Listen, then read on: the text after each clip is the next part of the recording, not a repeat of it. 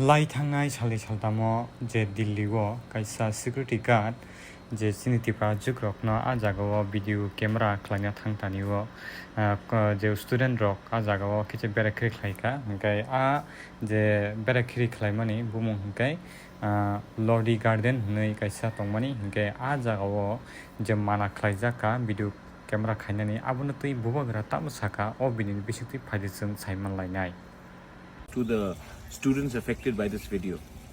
You know, in Delhi, our boys and girls were practicing and had just gone to Lodi Gardens, and they were taking photographs and making Instagram reels for themselves.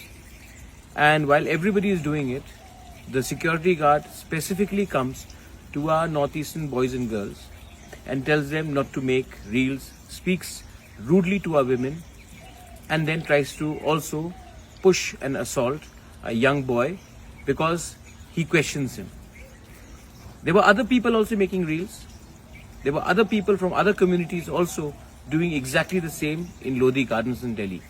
But specifically, boys and girls from Northeast were targeted. This is not the first time.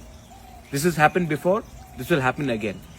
Racial discrimination and profiling of people from Northeast is clearly evident, whether it is in Delhi